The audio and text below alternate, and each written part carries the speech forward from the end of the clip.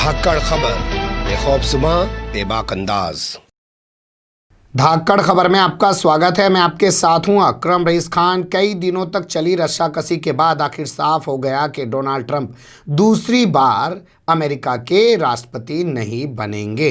जो बाइडन ही राष्ट्रपति बनने जा रहे हैं। हालांकि 24 साल के इतिहास में यह पहली बार होने जा रहा है कि अमेरिका में कोई राष्ट्रपति अपना दूसरा कार्यकाल पूरा नहीं करने जा रहा है, वो एक ही बार के कार्यकाल में रुक जा रहा है। लेकिन हम ना तो डोनाल्ड ट्रंप की पर्सनालिटी को लेकर बात करने जा रहे हैं और ना ही जो बाइडन की पर्सनालिटी को लेकर बात करने जा रहे हैं। हम बात करने जा रहे हैं कमला हैरिस को लेकर, जो भारतीय मूल की महिला हैं और अमेरिका की वाइस प्रेसिडेंट यानी कि उपराष्ट्रपति बनने जा रही हैं।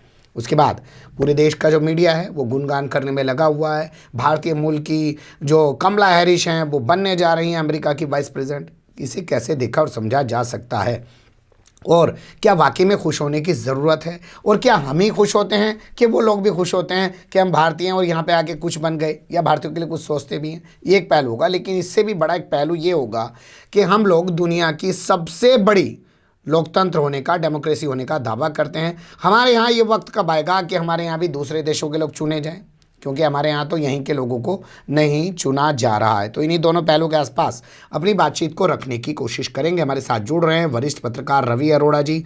जाने माने पत्रकार हैं, बहुत बारीकी से लिखते हैं। आए दिन उनके अखबारात में बड़े बड़े आर्टिकल छपते रहते हैं, वक्त देते रहते हैं। धाकड़ खबर पर मैं आपको उनके ख्यालात से रूबरू करवाता रहता हूँ। बहुत शुक्रिया सर वक्त देने के लिए। नमस्कार। मेरा पहला सवाल ये है, कमला हैरिस की जीत को आप अगर अपने शब्दों में बयान करें भारतीय पत्रकार के तौर पर, भारतीय पृष्ठभूमि में, तो कैसे कहेंगे सर? अकरम जी, कमला हैरिस जो हैं अमेरिका की उपराष्ट्रपति चुनी गई हैं, भारत की नहीं। ये पहले तो हमको ये स्थिति स्पष्ट होनी चाहिए जी। चूंकि वो भारतीय मूल की हैं तो इसलिए हमारे इस मुद्दे को लेकर गौरवान्वित होने में कोई हर्ज नहीं है कि भारतीय मूल का कोई व्यक्ति अगर दुनिया के सबसे बड़े जो ताकतवर देश है उसका उपराष्ट्रपति चुना जा रहा है या चुनी जा रही है, तो ये वाकई गर्व की बात तो है।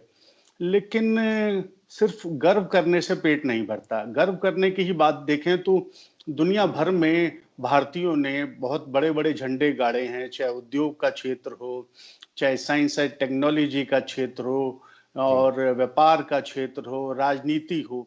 अब आप राजनीति में भी देख लें तो अमेरिका में, कनाडा में, ब्रिटेन में, फिजी में, मॉरिशस में और त्रिनाद में, कहाँ सिंगापुर में, कहाँ हमारे लोग नहीं चुने गए। मॉरिशस में तो हमारे प्रधानमंत्री कई बार भारतीय मूल के रहे हैं, सिंगापुर में 2 बार राष्ट्रपति हमारे रहे हैं, फिजी में, त्रिनाद में मुख्य प्रधानमंत्री रहे हैं और अमेरिका में 1 दर्जन से ज्यादा लोग आज भी वहाँ की राजनीति में भारतीय हैं जो बड़े पावरफुल हैं। बॉबी जिंदल जैसे लोग गवर्नर हैं वहां पर। जी।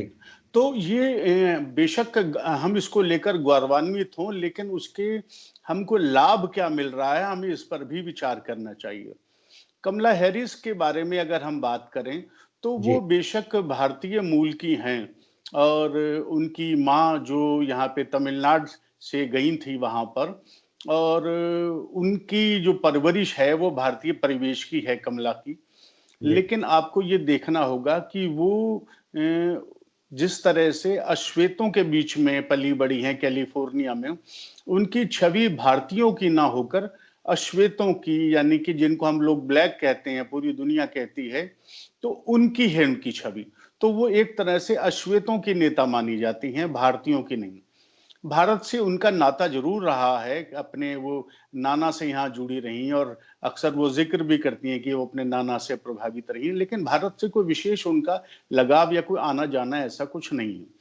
और इसको इस नित्य से भी आपको देखना पड़ेगा कि वो भारत की कई नीतियों की वो आलोचक भी रही है। भारतीय नीतियों की वो आलोचक रही हैं, उस पर बात करेंगे कि उनके बनने से भारत और अमेरिका के जो रिश्ते हैं वो आगे किस तरीके से होंगे। लेकिन फिलहाल अभी उनकी शख्सियत के आसपास रहते हैं। आपने देखा होगा बहुत सारे चैनल उनका इंटरव्यू कर रहे हैं और वो उनसे हिंदी में बात कर रही हैं। बिल्कुल ठीक है। देखिए, अगर वो बात कर रही हैं तो हमको देखकर अच्छा लगेगा ही। हम भारतीय लोग बड़े भावुक होते हैं और चीजों को बहुत जल्दी हम कोरिलेट करने लगते हैं, और जब हम लोग किसी से अपने आप को आइडेंटिफाई कर लेते हैं तो हम बहुत खुश भी होते हैं।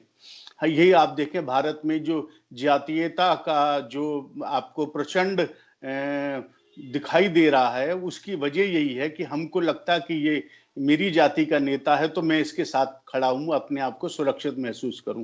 तो ये हम लोगों की मानसिकता है, और केवल इतने से संतोष अगर हम कर लेते हैं तो फिर हमारा विकास रुकता है। यही फोकस अभी बनाए रखना चाहता हूं और उसके बाद कुछ आगे सवालों पे बढ़ना चाहूंगा। मीडिया कह रहा है वुमेन इम्पावर चीख रहा है मीडिया, लेकिन कोई इसके साथ ये सवाल नहीं उठा रहा है कि अगर भारतीय मूल की एक महिला वहाँ पे वाइस प्रेसिडेंट बन गई है और वो भी एक दूसरे मुल्क के अंदर, तो हम अपने मुल्क में इसी दौरान इसी मुद्दे पर बात कर लें कि भैया महिलाओं को 33% आरक्षण आज तक नहीं मिला है।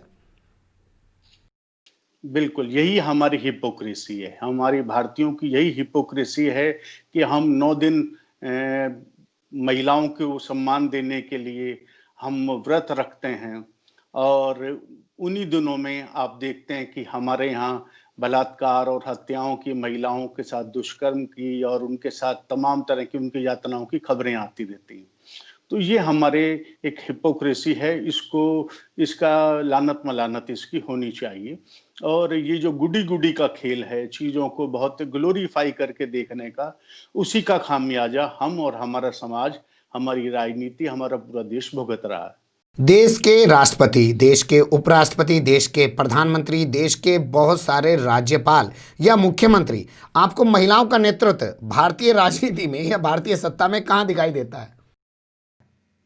देखिए, ये तो हमने सिर्फ एक गिनती पूरी करने के लिए, आप ये देखिए, जब ये कोई पदाधिकारी बनाने लगते हैं, कोई मंत्री बनाने लगते हैं, कोई भी पार्टी को, किसी भी पार्टी को उठा लीजिए, किसी ने भी महिलाओं को अपने यहाँ 50% तो दूर 33% का भी कोटा कोई अपने यहाँ नहीं रखता।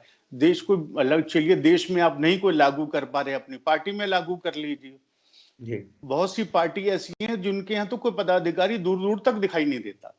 ऐसी पार्टियां जिनके अंदर महिलाएं नेतृत्व कर रही हैं, वहां पर भी आपको महिला नेता दिखाई नहीं देगा। जैसे कि आप उत्तर प्रदेश में बसपा का जिक्र कर सकते हैं, उसमें भी कहीं आपको महिला नेतृत्व कहीं दिखाई। तो ये हमारी ढकोसला है कि हम महिलाओं की बात तो करते हैं, लेकिन महिलाओं को आगे बढ़ने से रोकते हैं, और उनके रास्ते में हम तमाम तरह के संकट और कांटे बिछा। लेकिन मीडिया को तो क्रेडिट दे सकते हैं, हर टीवी स्क्रीन पे महिला एंकर जरूर दिखाई देती है। ये तो आप मानेंगे कि महिलाओं को सम्मान वहां ज्यादा दिया जा रहा है। आपको मेरी बात थोड़ी सी अटपटी लगेगी, लेकिन ये सब ग्लैमरस गुड़ियाएं ज्यादा हैं। एंकर हैं, इसमें दो नहीं है, दो राय नहीं है कि ऐसा नहीं होगा कि उनमें विवेक की, बुद्धिमत्ता की कोई कमी होगी। लेकिन क्या आपको ऐसी कोई बहुत ही उम्र दराज महिला एंकर कभी टीवी में दिखाई देती है, या ऐसी जिसका आप जिसको बेडौल कह सकें, क्या ऐसी कोई महिला एंकर आपको दिखाई देती है? या जिनके बाल पूरे सफेद हो गए हों और चेहरे पर झुर्रियां हों, ऐसी कोई महिला एंकर दिखाई देती? नहीं। तो ये क्या उम्र दराज होने के बाद महिलाओं की बुद्धिमत्ता कम हो जाती है? क्या उनका विवेक, उनकी समझ कम हो जाती है? उनका तो एक्सपीरियंस और बढ़ जाता। देश में बड़ी बड़ी जर्नलिस्ट महिलाएं हैं, उनको क्यों नहीं मौका दिया जाता? वो उनसे बेहतर कर सकती हैं, लेकिन वो जाहिर है ग्लैमरस नहीं हो। तो ये एक ग्लैमर फील्ड है, और ये जो महिला एंकर आपको दिखाई दे रही हैं, ये ग्लैमर का तड़का है, इसके अतिरिक्त इससे और कुछ नहीं देखिए।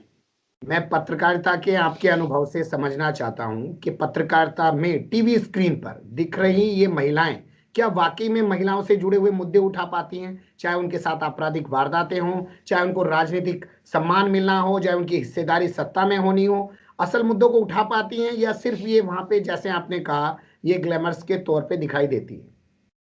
देखिए, मुझे लगता है कि जो महिला एंकर हैं, उनको प्रोग्रामिंग दिया जाता है, वो प्रोग्राम खुद तैयार नहीं करती।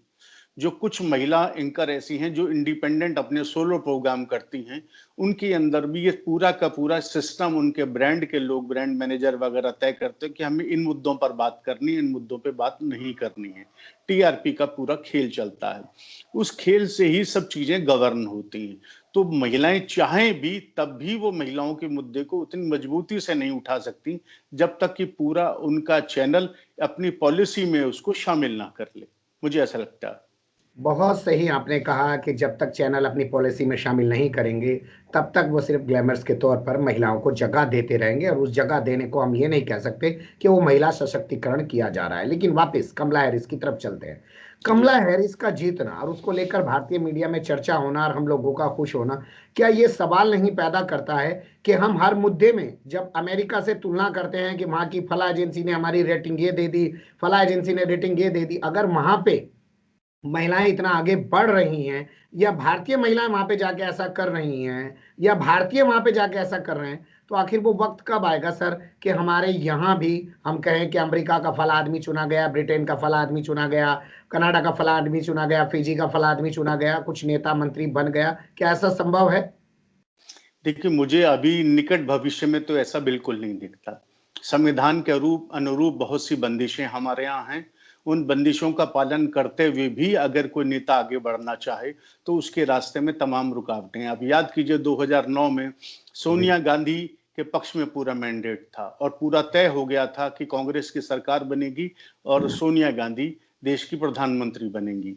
लेकिन इतना हो हल्ला हुआ, इस हो हल्ले के बीच में सोनिया गांधी को अपना नाम विड्रॉ करना पड़ा और वो अपनी जगह मनमोहन सिंह को आगे ले आती हैं। विपक्ष के नेता जैसे बीजेपी के लोगों ने इतना शोर मचाया, सुषमा स्वराज जो अब दुनिया में नहीं है, उन्होंने सिर मुंडाने तक की बात कही। जी। इस तरह के उनके रास्ते में कि विदेशी मूल के आज भी आप देखिए, जब सोनिया गांधी का जिक्र आता है तो उनको विदेशी मूल की बताकर उनके तमाम तरह के उन पर सवाल खड़े किए जाते हैं। और जबकि वो भारत जी। में ठीक एक है। अरसे से हैं, उनके जी। बच्चे यहीं हुए हैं, जी। यहीं जी। पढ़े लिखे हैं। जी। और तो ये उनको, आप जी, तो उनको विदेशी बताकर हंगामा खड़ा किया जाता है। इससे समझा जा सकता है कि ऐसी पार्टी की राष्ट्रीय अध्यक्ष हैं जिनकी कई राज्यों में सरकारें भी चलती हैं, लेकिन जब उनको प्रधानमंत्री बनाने की बात आई तो यहाँ पे सवाल खड़ा किया गया कि वो विदेशी है। लेकिन हम खुश होते हैं कि विदेश में हमारे यहाँ का फला आदमी ये बन गया, ये बड़ी खुशी की बात है। ये हमारे अंदर रच बस गया है, जबकि वो यहाँ की बहू हैं, उनके बच्चे हैं, उन्होंने भारत को अपनाया है, साफ दिखाई देता है, और उसी कल्चर में वो दिखाई भी देती हैं। लेकिन इसी क्रम में अगर आगे बढ़े तो मैं ये कहूं तो कुछ गलत ना होगा कि यहाँ पे तो जो मूल निवासी है भारतीय सर, उसी को चुनाव नहीं लड़ने दिया जाता। और जब से नरेंद्र मोदी 2014 से आए हैं, वो तो अल्पसंख्यकों को टिकट भी नहीं देना चाहते। जीत के मंत्री तो क्या बनाएंगे? यही यही विडंबना हमारी है कि हम इस तरह की बातें तो बहुत करते हैं, हमारी कथनी और करनी में बहुत अंतर है और उसी का ये नतीजा आप देख रहे हैं। और आपको मैं बताऊं, पूरी दुनिया में हमारी डेमोक्रेसी को लेकर, अपने लोकतंत्र को लेकर हम चाहे जितना मर्जी उसको महिमा मंडित करें और कहते रहें कि दुनिया का सबसे बड़ा लोकतंत्र है, लेकिन भारत के लोकतंत्र को आप देखें तो बहुत बेहतर लोकतंत्र नहीं माना जाता, ऐसे फॉल्टी डेमोक्रेसी कहा जाता है, त्रुटिपूर्ण लोकतंत्र हमारा है। और जी। एक नया टर्म चला है जिसको बोलते हैं बनाना रिपब्लिक। तो ऊपर से तो मजबूत दिखाई दे रहा है किला, लेकिन अंदर से पिलपिला है। तो ये हमारा लोकतंत्र भी ऊपर से तो बड़ा सुंदर और मजबूत और ठोस दिखाई दे रहा है, लेकिन अंदर से वो पिलपिला है। हमारे यहाँ जातिवाद है, हमारे यहाँ परिवारवाद है और सांप्रदायिकता हमारे यहाँ है। धर्म के आधार पर वोटों का ध्रुवीकरण होता है। धर्म के आधार पर प्रत्याशी खड़े किए जाते हैं, लड़ाए जाते हैं और जिताए जाते हैं। तो ये एक स्वस्थ लोकतंत्र की तो ये स्थिति नहीं है। स्वस्थ लोकतंत्र में तो ऐसा नहीं होता। वहाँ मुद्दों पर चुनाव लड़े जाते हैं, मुद्दों पर ही लड़े जाते हैं, मुद्दों पर ही जीते जाते हैं। लेकिन हमारे यहाँ मुद्दे बहुत पीछे छूट जाते हैं। जाति, धर्म, परिवार ये सब चीजें आगे आ जाती हैं। तो इसलिए हम अपनी डेमोक्रेसी को बहुत बेहतर स्थिति में नहीं कह सकते। ये जरूर है कि हम धीरे-धीरे बेहतर हो रहे हैं, लेकिन कई स्थितियों में कई तरफ देखें तो हमको लगता है कि हमारा पतन भी हो रहा है। कई स्थितियों में हमारा पतन होते हुए भी साफ दिखाई दे रहा है। इंडेक्स देख सकते हैं, ये डेमोक्रेसी को लेके जो इंटरनेशनल इंडेक्स आते हैं उसमें हम कितने पायदान पे हैं, मीडिया हमारे यहाँ कितने पायदान पे है, तमाम तरीके की चीजें हैं। लेकिन वापस कमला हैरिस पे आते हैं। कमला जी। है भाई, इस डेमोक्रेट्स हैं। हमारे प्रधानमंत्री ने हाउडी मोदी किया वहां पे जाके, और यहाँ बुला के नमस्ते ट्रम्प किया, और वो रिपब्लिकन है, हार गए वो। तो आप एक नेता के साथ खड़े थे, ना कि सरकार के साथ खड़े थे। अब एक सरकार बन गई है डेमोक्रेट्स की, वो अब हमारी सरकार को या हमारे देश को किस तरीके से देखेगी, सीधा सीधा उसके सामने ये है कि इन्होंने खुला खुला प्रचार हमारे खिलाफ किया है, ट्रंप के हक में प्रचार किया है। तो क्या लगता है आपको? अकरम जी, भारत और अमेरिका के जो रिलेशन हैं वो अब इंस्टीट्यूशनल हो चुके हैं। अब व्यक्तियों के निजी रिश्तों का बहुत ज्यादा प्रभाव तो नहीं पड़ेगा, क्योंकि संस्थागत बहुत से एग्रीमेंट होते हैं, बहुत से कॉन्ट्रैक्ट होते हैं, बहुत से समझौते हमारे होते हैं। उसके तहत अब हम लोग बहुत आगे बढ़ चुके हैं, तो चीजों में एकदम 360 डिग्री पे घुमा देना आसान नहीं होगा। आप इसको इस तरह से जरूर देख सकते हैं कि जो दो नेता चुन कर आए हैं, उनके बारे में मोदी जी की राय और मोदी जी के बारे में उनकी राय बहुत बेहतर नहीं होनी चाहिए, जैसा मुझे लगता है। जी।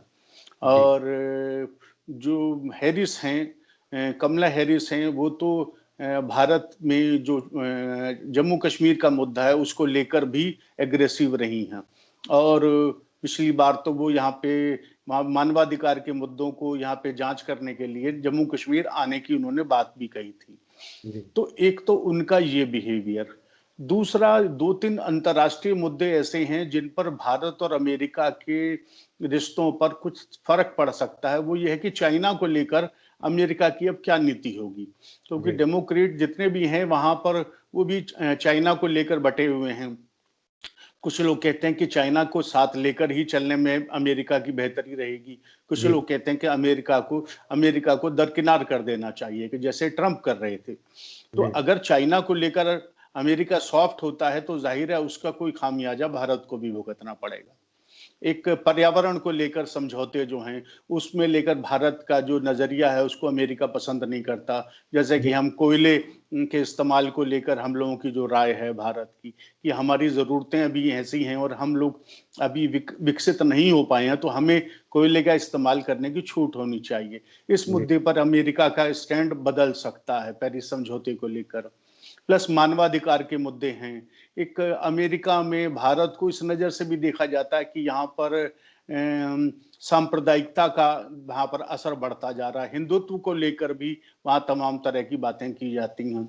तो ये सारे मुद्दे हैं, इनको अगर वो रिकंसिडर करते हैं, तो शायद भारत और अमेरिका के संबंध थोड़े से खटास आ सकती है। हालाँकि मैं फिर वो बात कहूँगा कि ये रिलेशन इंस्टीट्यूशनल हो चुके हैं, तो बहुत ज़्यादा इसमें प्रभाव की मैं गुंजाइश नहीं देखता। क्या कमला हैरिस जो भारतीय हैं, ठीक है, वो वाइस प्रेसिडेंट बनने से पहले कुछ भी बोल रही हूँ धारा 370 को लेके और कह रही हूँ कि जम्मू कश्मीर में विजिट करेंगी सांसदों को लेके, टकराव दिखता था हमारी सरकार से उनका, लेकिन आज वो सत्ता में है। तो क्या वो भारत और अमेरिका के बीच एक अच्छा माहौल बनाने के लिए पुल का काम करेंगी, या वो अभी भी उसी अंदाज में काम करते हुए दिखाई देंगी? क्योंकि बताते हैं डेमोक्रेट्स जो हैं वो अपनी आइडियोलॉजी से हटते नहीं हैं। बिल्कुल ठीक कहा आपने, डेमोक्रेट के अपने कुछ तय मानक हैं, उन्हीं मानकों के अनुरूप वो फैसले करते हैं। और खुद कमला हैरिस भी इसी तरह की सख्त मिजाज मानी जाती हैं। उनके जब भी उनको पावर मिली है, उन्होंने इसी तरह से उसे सख्ती से अपने फैसलों को लागू भी किया है। तमाम ऐसे आंकड़े उनके बारे में हैं। लेकिन आपको एक बात देखनी होगी कि आम अभी तक का अमेरिका का या दुनिया भर का आप रिकॉर्ड उठाकर देख लें, जिस देश का मूलतः नेता वहां चुना जाता है, उस पर इस बात को लेकर अधिक दबाव रहता है कि भारत से उसके संबंध को वो आलोचनात्मक तरीके से देखे। जी। पक्षधरता के आरोप से बचने के लिए वो उनको सख्त फैसले भी लेने पड़ते हैं। तो हम्म। कमला हैरिस भारतीय मूल की होने के नाते भारत के पक्ष में कुछ बड़े फैसले लेंगी, ऐसी मुझे दूर दूर तक कोई उम्मीद नहीं दिखाई देती, क्योंकि उन पर ये उनको साबित करने का उनके पर दबाव होगा कि भारत को लेकर उन्होंने जो भी फैसले लिए हैं या वो लेने जा रही हैं, वो आलोचनात्मक हैं। चीजों को लेकर जो जरूरत है उस हिसाब से किया जा रहा है। इसमें एक बात और देखने की है जी। कि जो बाइडेन जो कह रहे हैं कि वो सिर्फ एक चुनाव लड़ेंगे, यानी अगला चुनाव नहीं लड़ेंगे, और उनकी उम्र भी उनको शायद अलाउ ना करे अगला चुनाव लड़ने के लिए। जी। ऐसे में डेमोक्रेटिक की तरफ से ये राष्ट्रपति के प्रत्याशी भी हो सकती हैं जी। अगले चुनावों में। तो जी। अगले चुनावों में उनको अपने आप को निष्पक्ष दिखाने के लिए अमेरिका के हित की बात करनी होगी, और वो अमेरिका के हित की ही बात करती रही हैं हमेशा। अश्वेतों की बात करती हैं, लेकिन साथ में अमेरिका की बात करती हैं। तो भारत को उनसे कोई बहुत ज्यादा उम्मीदें नहीं पालनी चाहिए। ये ठीक है, वो हमारी स्किन उनकी हमारे जैसी है, उनकी भाषा हमारे जैसी है, उनका देखभाल, उनका खान पीना हमारे जैसा है, लेकिन वो हमारे बीच से नहीं है, वो अमेरिकन है। और अमेरिकन पहले भी अमेरिकन थी, आज भी अमेरिकन है। भारत को लेकर उनका कोई बहुत सॉफ्ट रुख नजर आएगा, ऐसा मुझे नहीं लगता। बहुत बारीकी से आपने बहुत सारी चीज़ों पर जो है विस्तार से बताया और ये तक बताया कि वो फिलहाल वाइस प्रेसिडेंट है और अगली बार हो सकता है प्रेसिडेंट की उम्मीदवार हो। तो ऐसे में वो कोई पक्षधरता नहीं दिखाने की कोशिश करेंगी, वो निष्पक्ष होने की कोशिश करेंगी। तो क्या भारत और अमेरिका की जो गलबगियां अभी नरेंद्र मोदी और डोनाल्ड ट्रंप के दौर में हो रही थी, वो आगे भी जारी रहेंगी या कोई खींचतान दिखाई देगी? जैसा आपने जिक्र किया तमाम मुद्दों का कि डेमोक्रेट्स जो हैं वो अपनी आइडियोलॉजी के लिए काम करते रहे हैं, और कमला हैरिस जिनको सोच हम ये रहे हैं कि वो एक पुल का काम करेंगी भारत और अमेरिका के बीच, अभी फिलहाल ऐसी परिस्थितियां उभरते हुए दिखाई नहीं दे रही है। लेकिन फिर भी दोनों देशों के बीच रिश्ते जो है वो संस्थागत तौर पे मजबूत हो चुके हैं, नेताओं से कोई ज्यादा फर्क पड़ता नहीं है। लेकिन क्योंकि चाइना यहाँ डिस्टर्ब कर रहा है और कहा यह जा रहा था कि वो अमेरिका के भारत से बढ़ते ताल्लुकात के चलते भारत को डिस्टर्ब कर रहा था, वो डिस्टर्ब करना रोकेगा क्या? ये सारे सवालात हैं, इन पर धीरे धीरे जो है परतें उतरेंगी, चढ़ेंगी, जैसे जैसे जो चीज़ें बदलेंगी आपके सामने लाने की कोशिश करेंगे। बड़ा वाला मीडिया तो है, उसे सबको देखते रहिए, जूम जूम करके सारे दिन आपको दिखाता रहता ही है। फिलहाल कमेंट्स के रूप में आप लोग अपनी राय दे सकते हैं, खबर को लाइक कर सकते हैं, चैनल को सब्सक्राइब कर सकते हैं, ज़्यादा से ज़्यादा हमारी खबरों को शेयर कर सकते हैं। फिर ऐसे ही किसी सुलगते हुए या उलझते मुद्दे लेकर हम आपके सामने होंगे हाजिर। फिलहाल अभी हमें दें इजाज़त।